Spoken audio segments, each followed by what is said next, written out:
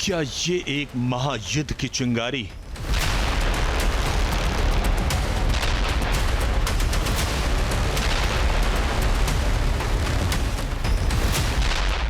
क्या रेतीली धरती से छूटती विनाशक मिसाइल्स के निशाने पर एक टापू नुमा देश है?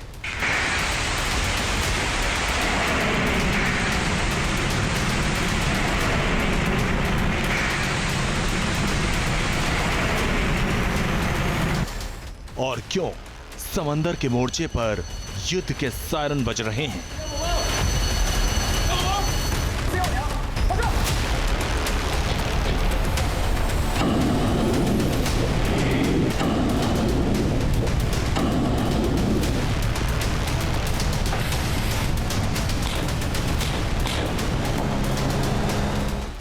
क्यों बैटल टैंक आग उगल रहे हैं?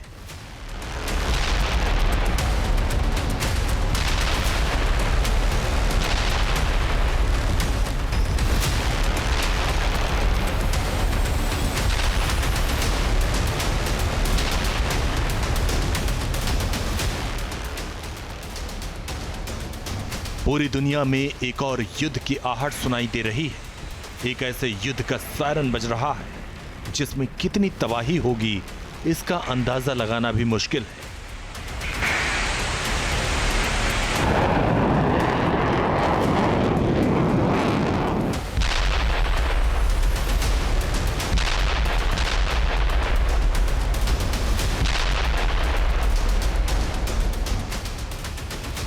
क्योंकि ये लड़ाई सिर्फ ताकत, हथियारों और जमीन की नहीं, बल्कि सुपर पावर की बादशाहत बनाम विस्तारवाद के ऐसे साम्राज्य के बीच है जिसमें एक देश की किस्मत दांव पर लगी है और वो देश है ताइवान।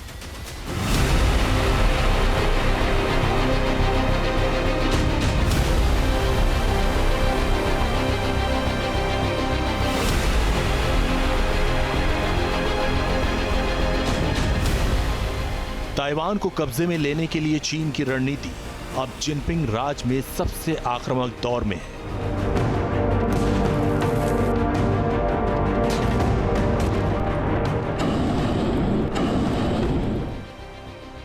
और इसका वॉर ट्रेलर एक बार फिर ताइपे से लेकर वॉशिंगटन तक तहलका मचाने के लिए काफी है।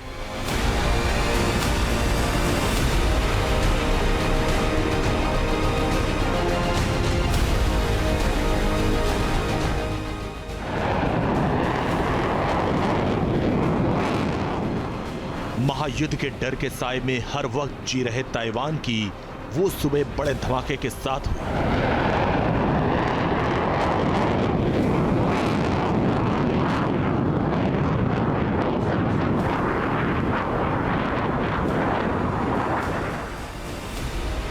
जब ताइवान के रडार सिस्टम ने चाइनीज एयरफोर्स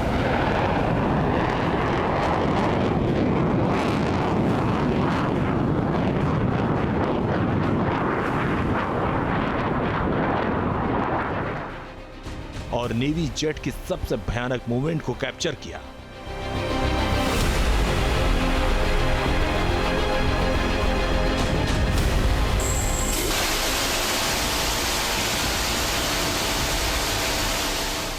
इसके साथ ही ताइवान के स्ट्रेटेजिक लोकेशंस पर खतरे के सायरन बजने लगे।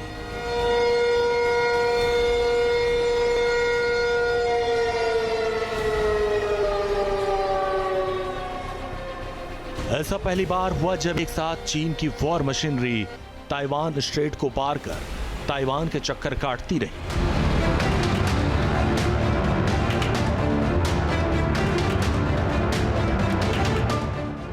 तो क्या ये महज शक्ति प्रदर्शन या फिर ताइवान को लेकर चीन कुछ बड़ा प्लान कर रहा है?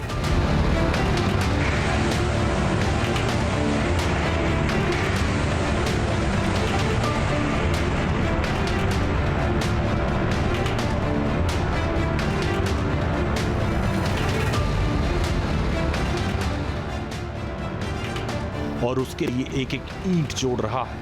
ताइवान को चीन ने किस तरह घेर लिया उसे आप इस ग्राफिक्स से समझिए।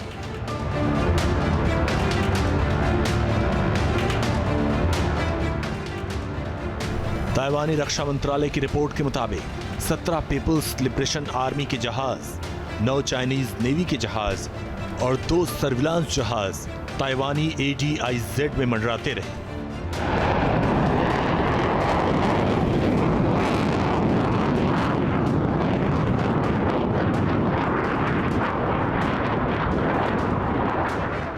कहते हैं युद्ध की सबसे अच्छी कला होती है बिना लड़े ही दुश्मन को घुटने पर ले आना, यानी उसे डराकर किसी और दुश्मन के पाले में जाने से रोकना। यही रणनीति शी जिनपिंग फिलहाल ताइपे को कंट्रोल करने के लिए कर रहे हैं।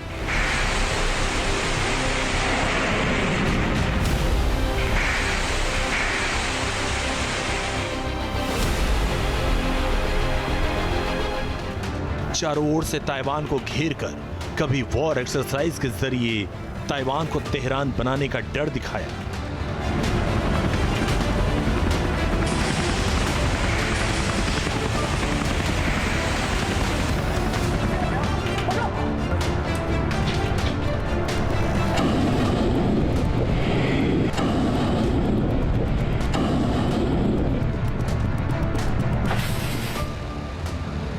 तो अब एक साथ 53 विमानों की घुसपैठ कर ताइवान को ब्लॉक करने का ट्रेलर दिखाया।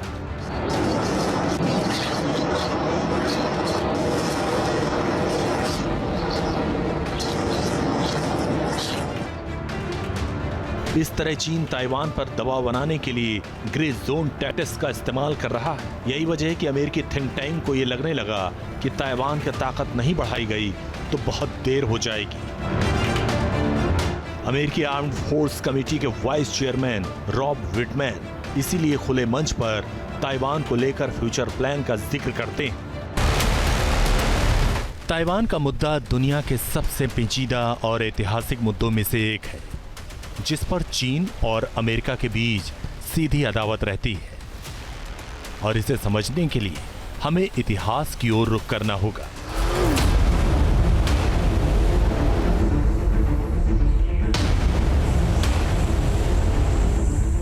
वो 1949 का दौर था जब चीनी गृह युद्ध के बाद माओ की कम्युनिस्ट ने चीन पर कब्जा कर लिया।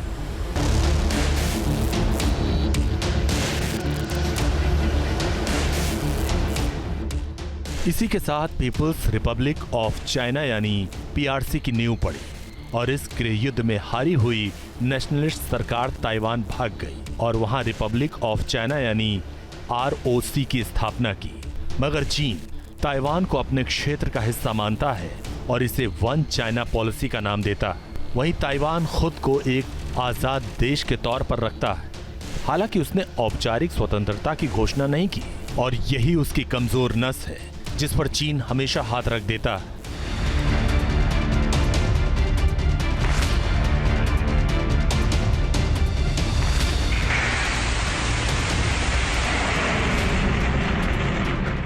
लेकिन इस बार ऐसा क्या हुआ कि अब कहा जाने लगा कि चीन ताइवान को कब्जे में लेकर ही रहेगा। तो इसकी वजह है 3 सितंबर 2025 को चीन की विक्ट्री डे परेड वाली ये तस्वीरें।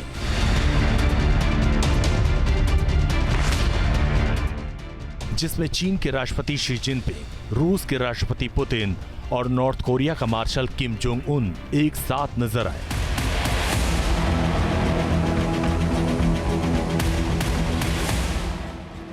जो एंटी अमेरिकी मोर्चे को धार दे रहे हैं और दुनिया भर में घंटी बज रही है कि माओवाद से जिनपिंगवाद की तरफ आया चीन अब कुछ बड़ा धमाका करने की तैयारी में है, और वो भी 2027 से पहले, क्योंकि 2027 में पीपुल्स लिबरेशन आर्मी के 100 साल पूरे हो रहे हैं। ऐसे में चीन राष्ट्रवाद को धार देने के लिए प्लान 2027 की कहानी लिख रहा है।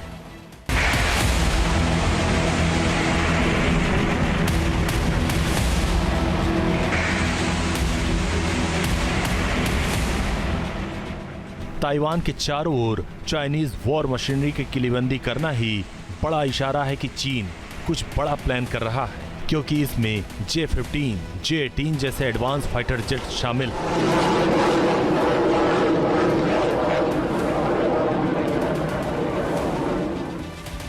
इस मैप को गौर से देखिए। मई से लेकर 6 जुलाई के बीच ताइवानी एयर स्पेस के पास चीनी घुसपैठ रडार पर ट्रेस किया गया। उसमें नॉर्थ रीजन में 199 बार, साउथ रीजन में 299 बार, सेंट्रल और ईस्ट रीजन में 50 और 84 बार मूवमेंट ट्रैक हुई। यही थी वो हिमाकत जिसने बताया कि ताइवान में इस बार चीन किस तरह बाउंड्री पार करने की कोशिश में है। 3 सितंबर को तियानामेन स्क्वायर में हुई चाइनीज विक्ट्री डे परेड ने एक नई सामरिक बहस छेड़ दी है, और वो बहस इस बात के लिए है कि चीन क्या इतना ताकतवर हो गया है कि वो अब ताइवान को अपने में मिला करके ही दम लेगा। ताइवान की सुरक्षा खतरे में है, क्योंकि ताइवान चीन का पहला शिकार बन सकता है।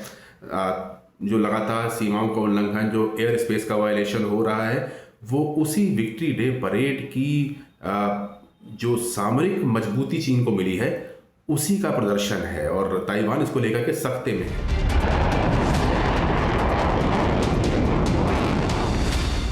न भूगोल में न सामरिक ताकत में चीन के आगे ताइवान कहीं नहीं ठहरता। बावजूद इसके 7 दशक में ताइवान को चीन अपने कंट्रोल में नहीं ले पाया, तो इसकी वजह है सुपर पावर अमेरिका, जिनके साथ चीन का 36 का आंकड़ा।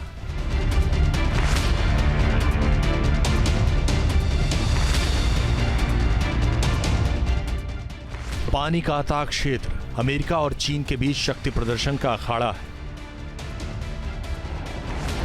जहां एक छोटी सी चिंगारी भी समंदर में आग लगा सकती है। ब्लू बैटल ग्राउंड का मोर्चा खोल सकती है। उसी दिन यही हुआ था। चीन की पीपुल्स लिबरेशन आर्मी ने अमेरिकी युद्धपोत को होंगयान दाओ के पास अपनी कथित समुद्री सीमा से खदेड़ने का दावा कर तहलका मचा दिया था। चीन ने धमकी दी कि अगर अमेरिकी बेड़ा उनके समुद्री इलाके से नहीं हटता तो समंदर में उनकी जल समाधि बना देंगे। फ्रीडम ऑफ नेविगेशन ऑपरेशन के तहत चीन ने अमेरिका को रोका और उसका वीडियो दुनिया को दिखाया।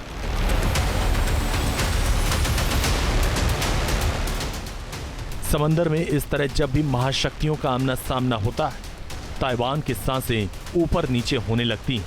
इसलिए ताइवान अपनी जंगी तैयारियों को इसी आधार पर अंजाम दे रहा है ताकि समंदर से लेकर जमीन तक लड़ाई में उसका कोई भी फ्रंट कमजोर न रहे।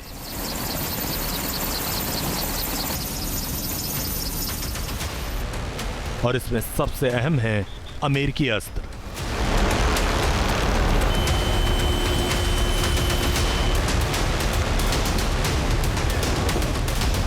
ताइवान के लिए अमेरिकी अस्त्र ही काउंटर अटैक और सेल्फ डिफेंस के वेपन्स हैं। आइए आपको दिखाते हैं ताइवान किस तरह से युद्ध की तैयारी कर रहा है। दरअसल patriot air defence missile system, जो दुनिया के एडवांस डिफेंस सिस्टम में से एक है, यह नाटो देशों में भी सबसे ज्यादा डिमांडिंग है। बैलिस्टिक मिसाइल को रोकने में माहिर है और इसी तरह नेसेम्स डिफेंस सिस्टम ताइवान को 3 सिस्टम्स मिलेंगे। अक्टूबर 2024 में यह डील हुई थी। 123 अमराम ER मिसाइल्स की सप्लाई होनी है। पहली खेप दिसंबर 2025 में ताइवान को मिल जाएगी। इसके साथ ही AIM-120C8 मिसाइल, ताइवान को 200 AIM मिसाइल की सप्लाई हो रही है। F-16 विमानों में इस्तेमाल होने वाली ये मिसाइल है और इन सब के बीच गेम चेंजर हथियार है हेलफायर AGM मिसाइल। ये भी ताइवान की तरकश में शामिल हो रही है। वेरिएंट्स को जमीन या कंधे से भी फायर कर सकती है। इसके वॉरफेयर का सबसे अचूक हथियार कहा जाता है। इस मिसाइल की रफ्तार की बात की जाए तो 1600 किलोमीटर प्रति घंटे की रफ्तार से ये आगे बढ़ती है। एयर पावर के लिए F-16 फाइटिंग फॉल्कन जेट है। ये अमेरिका का फ्रंट लाइनर जेट है और 66 F-16 जेट्स की पहली किश्त मिल चुकी है। J-20 के खिलाफ ये सबसे बड़ी उम्मीद मानी जाती है। ताइवान जैसे जो मसले हैं जहां पर सीधे सीधे चाइना और अमेरिका का टकराव संभावित है, इन मसलों पर आने वाले दिनों में एक जोर आजमाइश हो सकती है, क्योंकि चीन को एक ताकत मिली है। समय आने पर अमेरिका और अमेरिका के सहयोगियों के खिलाफ युद्ध में भी उतर सकते हैं, यानी कि एक तरह के सैन्य गठबंधन बना सकते हैं। तो इस चीज को चीन एक अलग लेवल पर ले जाना चाहता है और इसी वजह से ताइवान जैसे देशों की सुरक्षा इस समय बहुत ही चिंता का विषय है।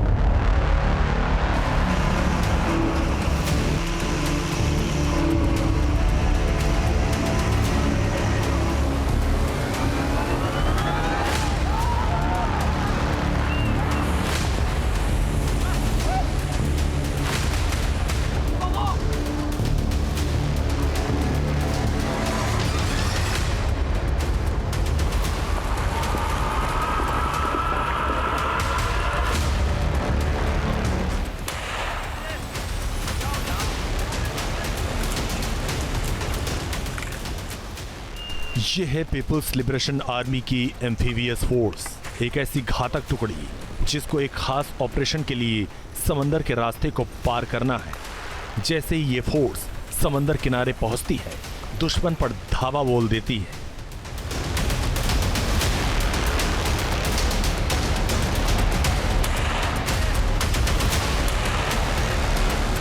बम धमाकों से पूरा आइलैंड धधक उठता है। रेतीली धरती पर चप्पा चप्पा बारूदी धमाकों से दहल उठता है। कुछ इस तरह से चीन ने ताइवान को निगलने के लिए बारूदी जाल बिछा रखा है। ताइवान स्ट्रेट रीजन में चीन जब भी कॉम्बैट ड्रिल करता है तो उसमें एम्फीबियस फोर्स जरूर शामिल होती है। ये टुकड़ी छोटे छोटे ऑपरेशंस के साथ आगे बढ़ती है और फिर अर्बन वॉरफेयर को अंजाम दे सकती है। करीब 2.5 करोड़ की आबादी वाले ताइवान ने ऐसे ही संभावित हमलों को रोकने के लिए अर्बन वॉरफेयर की तैयारियों को धार दे रहा है, क्योंकि खतरा सिर्फ एम्फीबियस फोर्स नहीं बल्कि टैंक बोट की टुकड़ी भी है।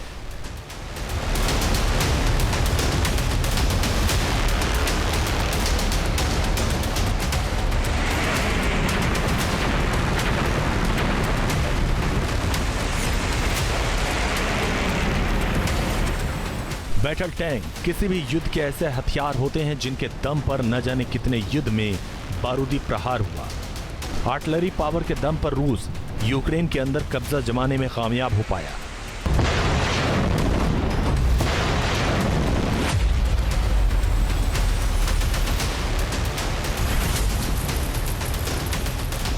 तो इसी बैटल टैंक ने गाजा के युद्ध फ्रंट पर इजरायली फोर्स के लिए रास्ता बनाने में कारगर हथियार साबित हुए। लेकिन चाइनीज आर्टिलरी का ताइवान फ्रंट पर अलग ही नक्शा दिखता है, जिसमें टैंक जमीन के साथ साथ समंदर में भी दहाड़ते हैं। इसे टैंक बोट कहते हैं, जो कई मायनों में बेहद पावरफुल है।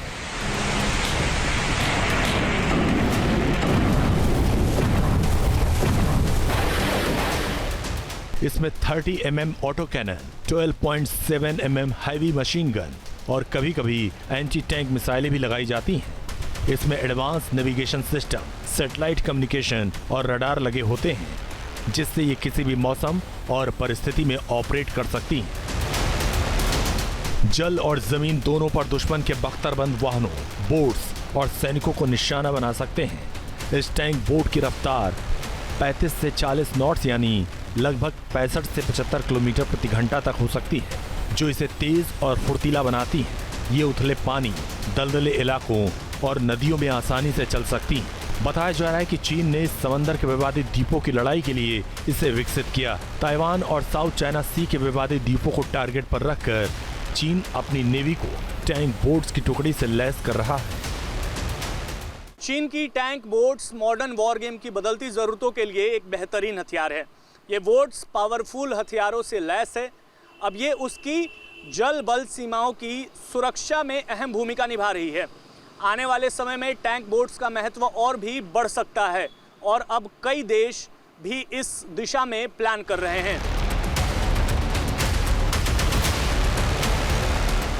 रिपोर्ट कहती है कि चीन बड़े हमलों की जगह छोटे छोटे हमलों से ताइवान को कमजोर करने की कोशिश कर सकता है। उसके निशाने पर सबसे पहले होंगे सैन्य ठिकाने, पावर प्लांट, रडार स्टेशन, हवाई अड्डे, साइबर नोड्स जैसी इमारतें, जो संभावित क्रॉस स्ट्रेट संघर्ष से पहले या उसके दौरान कार्रवाई करने के लिए तैयार है। खतरा लगातार बढ़ रहा है, साथ ही साथ चुनौतियां भी, क्योंकि ताइवान भले ही छोटा सा देश हो, लेकिन युद्ध छिड़ा तो दुनिया को ले डूबेंगी, क्योंकि ताइवान सेमीकंडक्टर के मामले में दुनिया का सुपर पावर है। सेमीकंडक्टर यानी गैजेट्स से लेकर सैटेलाइट तक की आत्मा, जिसके बगैर ना तो फोन चल सकते हैं और ना ही दूसरे इलेक्ट्रॉनिक सामान काम कर पाएंगे। दुनिया का 66% सेमीकंडक्टर ताइवान में बनता है। साउथ कोरिया 17% के साथ दूसरे नंबर पर है। चीन 8% के साथ तीसरे नंबर पर। 9% में अन्य देश आते हैं। सेमीकंडक्टर चिप्स सिलिकॉन से बनी होती है, जो सर्किट में बिजली कंट्रोल करने का काम करती हैं। ये चिप गैजेट्स को दिमाग की तरह संचालित करने में मदद करती हैं। इसके बिना कोई भी इलेक्ट्रॉनिक इंस्ट्रूमेंट अधूरा है।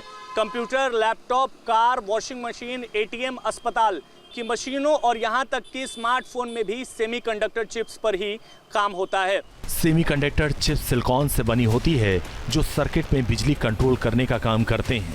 ये चिप गैजेट्स को दिमाग की तरह संचालित करने में मदद करती है। इसके बिना कोई भी इलेक्ट्रॉनिक इंस्ट्रूमेंट अधूरा है। Computer, laptop, car, washing machine, ATM, अस्पताल की मशीनें और यहाँ तक कि स्मार्टफोन भी सेमीकंडक्टर चिप्स पर काम करते हैं।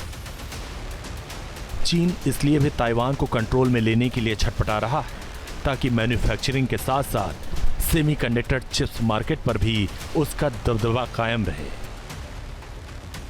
लेकिन बीजिंग का एक ख्वाब ही रह जाएगा। अगर चीन ने हमला किया तो ऐसा महायुद्ध छिड़ेगा कि दुनिया की धड़कन ही थम जाएगी।